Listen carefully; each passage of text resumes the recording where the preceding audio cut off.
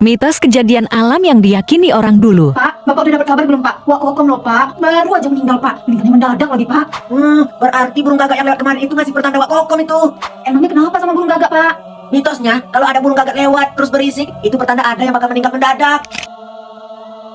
Laras, Iya Pak. mulai sekarang kamu hemat-hemat pakai air ya. Udah mau musim kemarau nih. Ih, musim kemarau apanya Pak? Orang lagi musim hujan kayak gini. Sini, kamu lihat sebelah sana. Arah angin udah ke arah matahari terbit kan? Itu mitosnya udah mau masuk musim kemarau, tahu nggak? Loh Bapak, mau kemana Pak? Laras, kamu dengar nggak ada suara kicauan burung? Iya Pak, dengar. Emangnya kenapa Pak? Tapi Bapak kok panik? Gimana nggak panik coba? Mitosnya ya, kalau ada suara kicauan burung tengah malam, itu pertanda bakalan ada musibah datang. Bakalan gagal panen deh kayaknya. Iya, apa hubungannya Pak? Burung mah kalau mau berkicau begitu aja. Kamu ya Laras, selalu aja nggak percaya sama mitos zaman dulu. Kepercayaan horor yang menakutkan.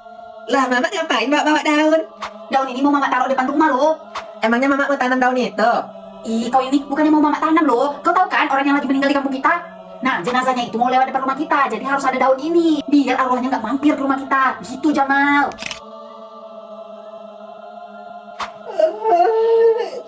Mak, sejak kapan sih Mama piara ayam? Berisik banget tahu di belakang jendela kamar aku. Aku jadi nggak bisa tidur. Ih, sejak kapan Mama pelihara ayam, Jamal? Mama nggak punya ayam loh. Terus kalau bukan ayam Mama, itu suara apa? Mana? Tuh, kan kedengeran sampai sini. Ih, Jamal, kalau kayak gitu itu bukan suara ayam. Kata orang ya, suara kayak gitu, suara cekikikan kunti. Berarti di belakang kamar aku ada kunti dong, Mak. Aku makin nggak bisa tidur kalau gitu. Mitos-mitos yang dipercaya orang zaman dulu. Aku pulang. Loh Jamal, kamu kok jam segini baru pulang ngaji? Iya, Nek, soalnya tadi kami lihat bola api terbang dulu, Nek. Bagus. Waduh, bahaya itu. Lah, kok bahaya sih, Nek? Padahal bagus lah. Mitosnya nih ya, kalau ada bola api terbang ke rumah orang itu tandanya rumahnya lagi dikirim sihir sama orang yang gak suka sama dia, gitu. Wah, ternyata hari hujan panas ya. Emangnya apa hubungannya, Bu? Hujan panas sama orang kampung. Kok Ibu khawatir banget? Mitosnya nih ya, kalau lagi ada hujan panas, itu artinya bakal ada orang yang meninggal muda, gitu. Bu, Ibu tahu nggak? Kok kamu meninggal? Wah, jangan-jangan yang kemarin itu pertandanya ya. Pertanda apa, Bu? Kemarin pas tengah hari, ibu lihat burung gagak terbang muter-muter dekat sini. Mana suaranya berisik lagi. Mitosnya nih ya, kalau ada burung gagak yang berisik banget, itu pertanda ada orang yang bakal meninggal secara mendadak. Mitos ketika mendengar suara tokek. Ini loh, Ratna, dari tadi kakek dengar suara tokek. Kamu dengar nggak? Dengar kok aku dari tadi bunyinya. Loh, udah tahu dengar suara tokek, bukannya tidur masih aja di sini. Udah tidur sana. Emangnya kenapa sih, Kak?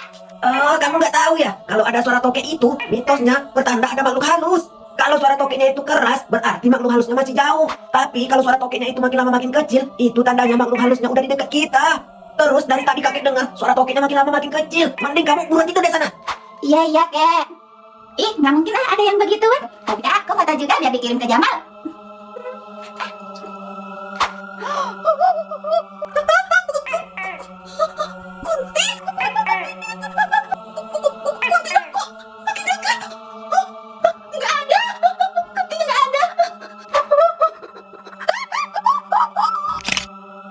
Kekuatan sedekah yang dibalas berkali lipat.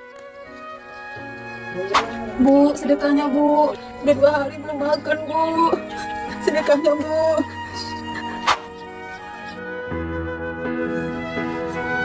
Ini Bu, buat beli makan ya Bu. Ini ambil aja Bu. Makasih ya Bu, makasih ya Bu. Alhamdulillah. Semoga rezeki Ibu tambah lancar ya Bu. Sukses ya Bu. Dibalas sama Allah. Makasih ya Bu. Gak apa-apa lah, gak jadi beli beras. Assalamualaikum, Bu Jenab. Iya, tunggu sebentar. Loh, Pak RT. Jadi beginilah Bu Jenab, Ibu Haja Munaro berzakat di kampung kita. Nah, kebetulan nama Bu Jenab salah satu penerimanya. Ini Bu, terima ya. Alhamdulillah ya Allah. Makasih ya Pak RT, makasih.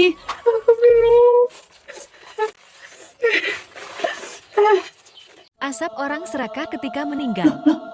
Bu, kuburannya kok sempit ya? Nggak muat mayatnya? Iya, Bu. Itu juga runtuh kuburannya. Iya. Bu Ati sama Bu Romla tahu nggak? Kenapa kuburannya Bu Kokom itu sempit? Loh, emang kenapa itu ya, Bu ya? Saya juga penasaran. Jadi semasa hidupnya Bu Kokom itu ngerebut tanah yang bukan milik dia. Ceritanya kayak gini nih. Loh, itu Bu Kokom ngapain ya? Kok gubuk saya dikasih tanda begitu? Enak aja dia tinggal di sini. Udah jelas ini milik saya. Astagfirullahaladzim, Bu. Ini kan bagian nenek moyang saya. Bagian ibu ke sebelah sana.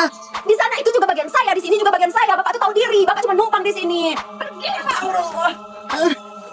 Makanya jangan main tinggal di tanah orang aja. Ngaku-ngaku ini tanah Bapak lagi. Ibu benar-benar jahat. Semoga ibu mendapatkan balasannya. Balasan. Jadi gitu ceritanya Bu Ibu. Ngeri azabnya kan ya, langsung dibalas. Banyak banget yang nanya di video aku itu konten sama siapa aja sih? Sini aku jawab. Jadi, aku tuh konten berdua doang sama suamiku. Cuman kita meranin banyak banget peran. Mulai dari peran anak-anak, orang tua, bapak-bapak, ibu-ibu, dan masih banyak lagi. Terus ada yang nanya, kameramennya siapa kak? Oke, sini aku spill. Jadi selama 2 tahun ke belakang kita tuh nggak punya kameramen guys. Biasanya kita tuh cuman tag video pakai tripod. Bukannya nggak mau nyari kameramen, cuman kita berdua tuh susah banget nyari kameramen. Masalahnya kita ini tinggalnya di kampung dan orang-orang tuh nggak ngerti gimana cara bikin video, gimana cara tag video, mereka tuh nggak ngerti. Jadi beneran susah buat nyari kameramen. Nah alhamdulillahnya sekarang kita udah punya 1 kameramen guys. Ya mudah-mudahan aja sih betah kerja sama kita. Nah terus ada yang nanya nih, editornya siapa? Kalau editornya masih kita berdua guys, ganti-gantian. Kadang aku, kadang suamiku, tapi lebih banyak itu yang ngedit suamiku sih. Jadi gitu guys, jangan lupa tonton selalu video kita ya. Bye. Mitos kekuatan nenek sihir. Sudah lama aku tidak mendapatkan asupan energi. Wajahku sudah semakin menua. Di usiaku yang sudah 100 tahun ini, aku membutuhkan asupan energi yang segar. Itu ada anak muda. Dia bisa aku jadikan mangsa. Aku harus pura-pura terjatuh agar dia menolongku. Aduh, sakit. Aduh, tolong. Ini tuh kenapa ya? Sakit, aduh. Nenek kenapa, Nek? Ini nenek, aku jatuh. Oh, kasihan Nenek ya. Rumah Nenek gimana? Biar saya antar. Yes, masuk perangkap.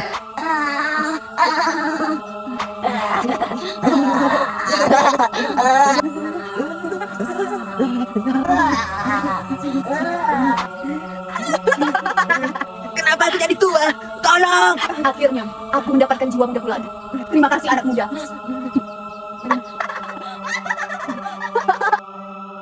Cerita tentang kuyang di kampung. Ih, anaknya masih kecil kok dari bawah keluar sih, Mbak. Loh, emangnya kenapa Mbak Ilien? Iya, Mbak. Di sini tuh banyak kuyangnya, Mbak. Apalagi kemarin kejadian. Dia udah hamil 7 bulan, tiba-tiba hilang. Ih, saya mah kalau yang begitu emang gak percaya Mbak Ilien. Palingan mah itu cuma cerita orang tua zaman dulu. Mana mungkin ada kuyang ya anak ya. Palingan itu mah cuma cerita zaman dulu. Terus? Aku harus mencari mangsa, ibu hamil ataupun anak bayi.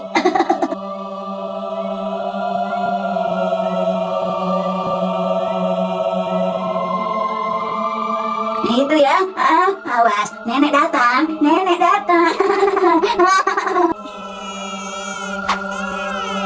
Hah? Apa itu? Kepala terbang? Hah? Jangan-jangan itu kuyang? Kamu mau kemana? Mitos tentang tuyul di kampung. Ini bisa buat beli emas. Ini Wah, itu kan si Romla. Ternyata banyak uangnya ya. Aku bisa melancarkan aksiku nanti malam ini ya. Romla. Oh, Bu Jana meminjam uang saya ya. Nggak ada minjem uang. Lagian ini uang bukan untuk dipinjam-pinjamin. Sana. Awas kamu ya Romla. Kamu telah melawan orang yang salah Romla. Ada apa yang membangunkan aku? Sekarang kamu pergi ke rumah Romla. Ambil semua uang dan hartanya sama perhiasannya juga. Dia sudah berani menghinaku. Pergi sekarang. Oke, Nyai, dengan senang hati.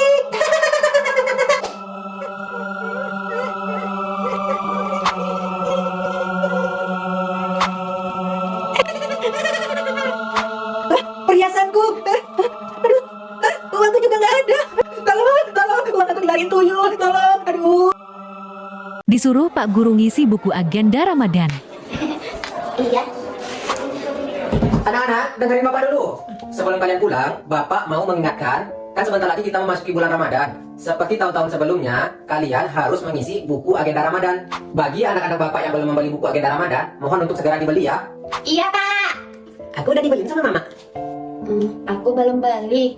Nanti di kolom ini kalian checklist ya. Kalian sholat atau tidak, puasa, baca Quran, sholat taraweh. Kemudian, jika di musola tempat kalian sholat taraweh ada yang ceramah, dirangkum di sebelah sini ya. Nih, kan ada ini barisnya. Setelah itu, kalian harus minta paraf dari ustadz atau penceramahnya. Paham?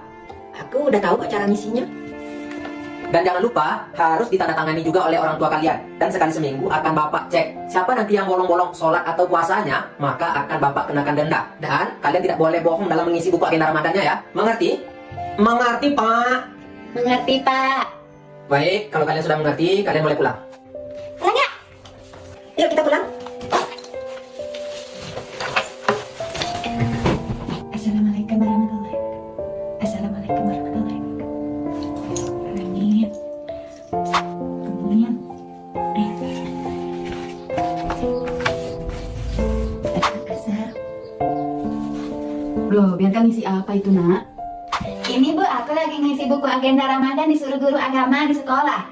Oh, ngisi agenda Ramadan. Ibu kirain ngisi apa? Oh ya Bu, nanti salat taraweh siapa yang ngisi ceramahnya Bu? Wah, kalau itu mah ibu nggak tahu. Yang tahu kan pengurus masjid. Pokoknya nanti Bianca bawa aja ya agenda Ramadannya ke masjid. Iya Bu, soalnya harus diisi. Kalau nggak diisi kata Pak Guru nanti kena denda. Nanti Ibu juga tanda tangan di sini ya. Iya, Nak. Nggak sabar pengen cepet-cepet taraweh ke masjid. Disuruh guru bawa pupuk kandang. Pak, kata Ibu Guru, besok aku disuruh bawa pupuk kandang Pak. Mau nyari pupuk kandang di mana ya Pak? Kan kita nggak punya ternak. Nantilah ya Bapak coba minta sama Biatun. Iya Pak, nanti Bapak yang ambilin ya. Mbak Tun. Loh, ada apa Pak Saiful? Saya boleh nggak minta kotoran sapinya Biatun sedikit? Ya boleh-boleh aja sih. Tapi nanti kalau pas saya ngambil kotoran sapinya, itu kandangnya ditutup, jangan sampai dibuka. Nanti sapi saya malah lepas loh. Iya Biatun, nanti kandangnya pasti saya tutup.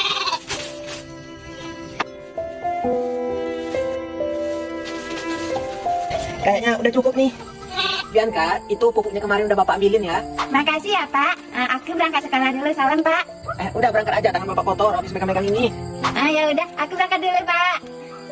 Ya, hati-hati ya nak.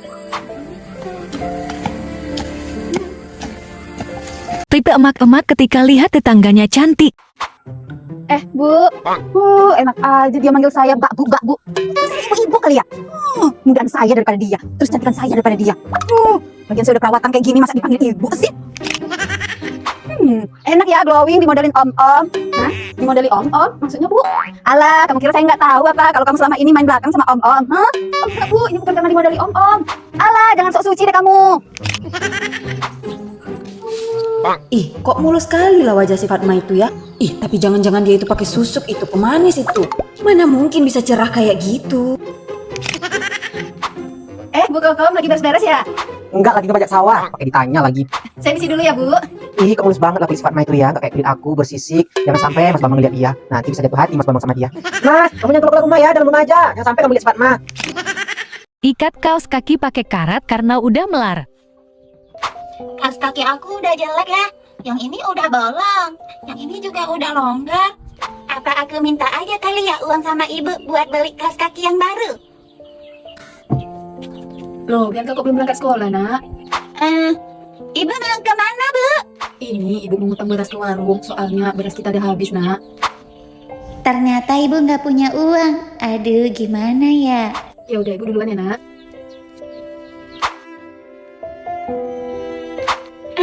Itu kan ada karet. Iya. Ini ada satu lagi.